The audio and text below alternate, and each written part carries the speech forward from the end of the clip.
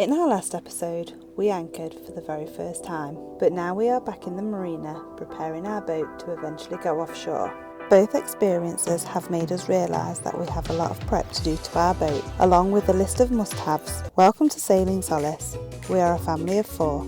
I'm Kelly, this is Chris, and these two are Olivia and Orla. Back in June we moved on board our Bavaria 44, and now we are preparing our new to us boat to set sail around the world, and we can't wait to share it all with you.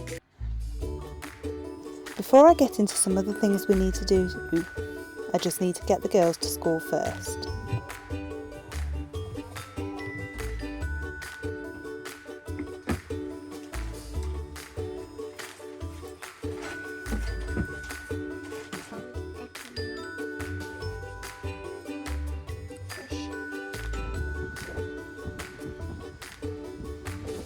By the way, we are going to make the boat safer for the girls in a future episode.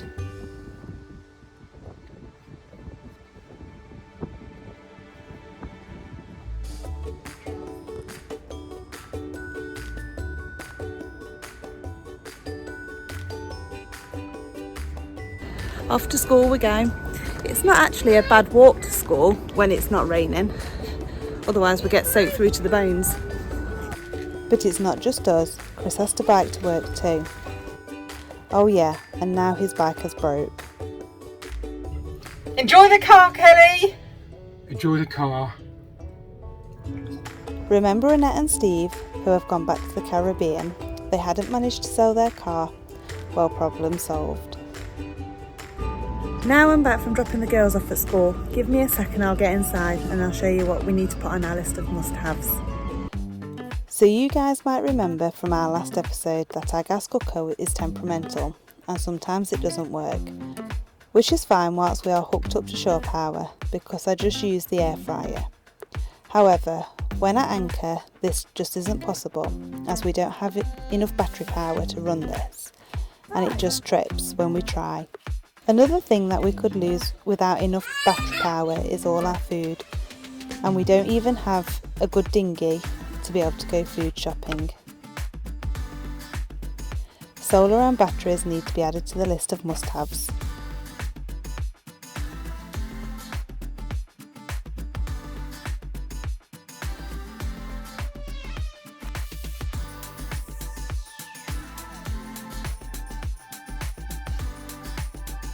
Another thing we have to be really careful with is the water. The only way we can fill our tanks is in a marina, so when at anchor we have to be especially careful. A water maker would be a massive help. Another thing added to the list of must-haves. I'll be right back, I've just got to go and fetch the girls from school. Walk! Come away from the edge, Orla, please. Yeah, come away from the edge. Get on the boat, please.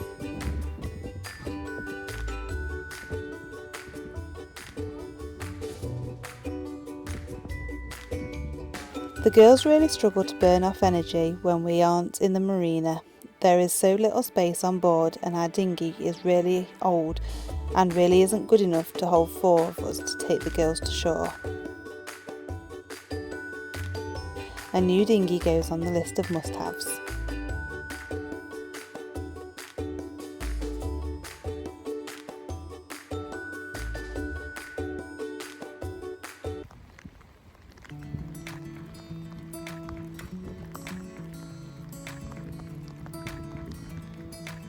Now, as I said at the start of the episode, walking is lovely when it's dry, but getting soaked is hard work.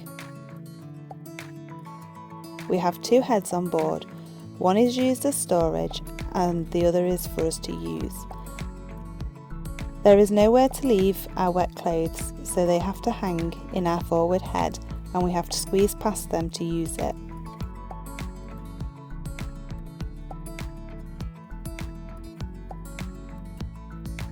Having a bimini and a full enclosure would be another room and somewhere to hang these. So here is our list of must-haves.